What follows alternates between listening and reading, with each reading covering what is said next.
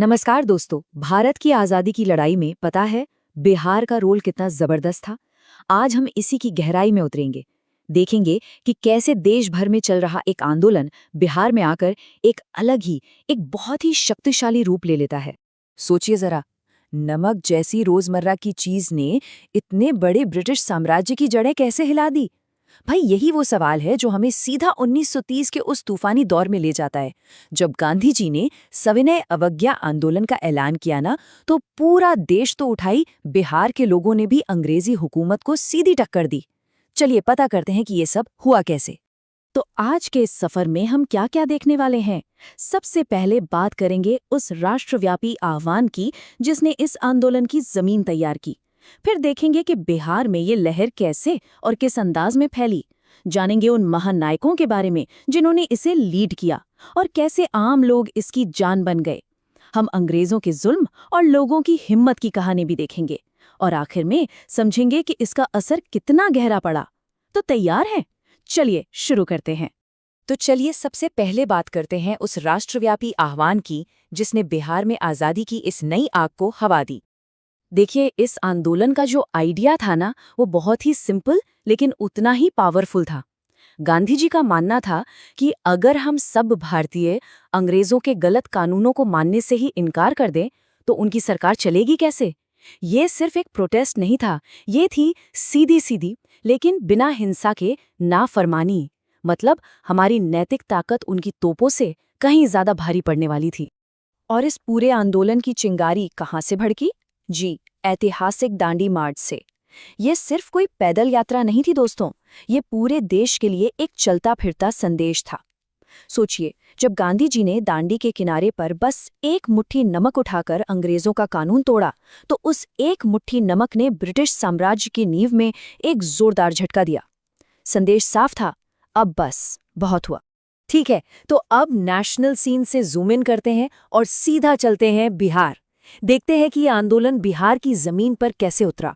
क्योंकि देखिए, बिहार के हालात, यहाँ की जमीन, यहाँ के मुद्दे थोड़े अलग थे, तो जाहिर है आंदोलन का रंग रूप भी अलग ही होना था।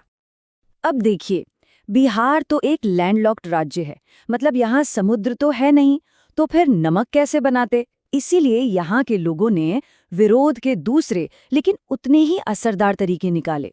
विदेशी कपड़ों की होली जलने लगी, शराब की दुकानों के आगे धरने दिए गए और सबसे बड़ी बात, चौकीदारी टैक्स देने से साफ मना कर दिया गया। ये टैक्स जानते हैं, गांवों में ब्रिटिश राज का सीधा सिंबल था, तो इसे ना देना मतलब सीधे सीधे अंग्रेजी हुकूमत को खुली चुनौती देना। अच्छा, इतना बड़ा आंदोलन बिना लीडर्स के तो चल नहीं सकता, है ना। तो आइए अब मिलते हैं उन महानायकों से जिन्होंने बिहार में इस आंदोलन की कमान संभाली। और इस लिस्ट में सबसे पहला और सबसे बड़ा नाम आता है डॉक्टर राजेंद्र प्रसाद का, जिन्हें लोग प्यार से बिहार गांधी भी कहते थे और जो आगे चलकर आज़ाद भारत के पहले राष्ट्रपति भी बने। डॉक्टर प्रसाद ही वो धुरी थे जिन्होंने पूरे बिहार में आंदोलन की स्ट्रैटेजी बनाई, उसे ऑर्गेनाइज किया। वो गांधी जी के बड़े विचारों को बिहार की जमीनी हकीकत से जोड़ रहे थे। लोगों को समझा रहे थे कि भाई ये चौकीदारी टैक्स ना देना या विदेशी कपड़ों को जलाना ये कोई छोटी मोटी बात नहीं, ये आज़ादी की लड़ाई का ही एक बहुत जरूरी हिस्सा है। डॉक्टर प्रसाद के साथ कंधे से कंधा मिलाकर दो और मजबूत स्तंभ खड़े थे, अनुग्रह नारायण सिंह और श्री कृष्ण सिंह, जिन्हें बिहार केसरी के नाम से भी जाना जाता है। समझिए कि ये तीनों नेता इस आंदोलन की तिकड़ी थे, तीन मजबूत पिलर। जहां डॉक्टर प्रसाद नेशनल लीडरशिप के साथ कोऑर्डिनेट कर रहे थे, वहीं अनुग्रह नारायण सिंह और श्रीकृष्ण सिंह ने पटना, गया, मुंगेर जैसे जिलों में जाकर जमीन पर लोगों को जोड़ा, आंदोलन को लीड किया। और बस इनके एक बुलावे पर हजारों हजार लोग सड़कों पर थे। आंदोलन अब कुछ नेताओं का नहीं बल्कि जनता का बन चुका था।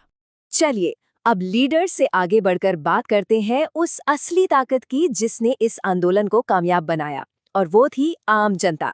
जैसा मैंने कहा, ये कोई नेताओं का आंदोलन नहीं था, ये एक जन आंदोलन था। इसकी असली जान थी इसकी जबरदस्त भागीदारी। किसान अपनी लगान नीतियों के खिलाफ आवाज उठा रहे थे। स्टूडेंट्स ने सरकारी स्कूल कॉलेज का बाइकआउट करके इसमें एक नई एनर्जी भर दी। और महिलाएं भी पीछे नहीं थीं। उन्होंने शराब की दुकानों पर धरने दिए, विदेशी कपड़ों के बाइकआउट को घर घर तक पहुंचाया। मजदूरों ने भी हड़ताल करके अंग्रेजी कामकाज को ठप कर दिया। मतलब समाज का हर तबका एक साथ एक आवाज में खड़ा था।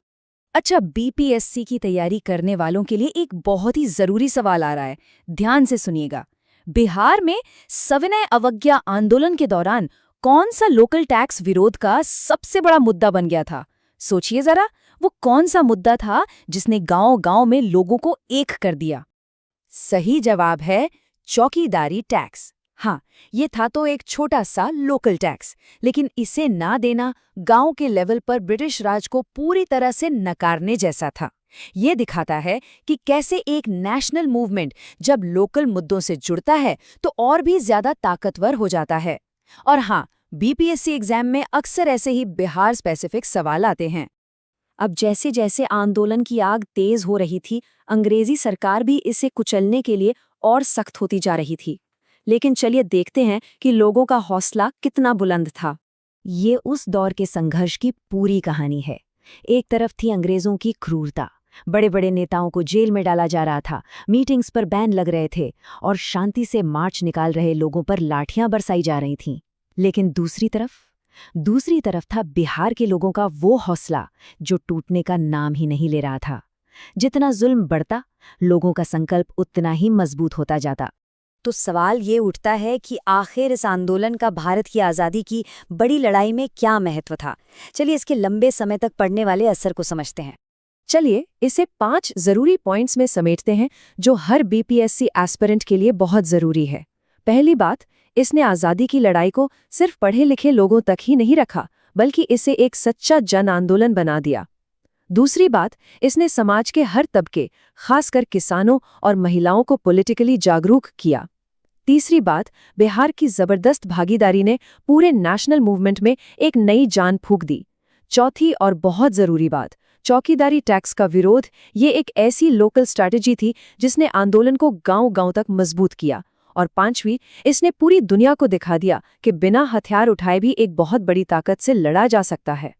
तो आखिर में हम ये कह सकते हैं कि बिहार में सविनय अवज्ञा आंदोलन सिर्फ इतिहास का एक चैप्टर नहीं है, ये तो आज़ादी की उस आलीशान इमारत की एक बहुत मजबूत नींव का पत्थर है जिस पर आज हम सब खड़े हैं। बिहार ने दिखा दिया कि आज़ादी की लड़ाई सिर्फ दिल्ली या बॉम्बे जैसे बड़े शहरों में नहीं, बल्कि देश के हर गांव, हर कस्बे के दिल में लड़ी जा रही थी।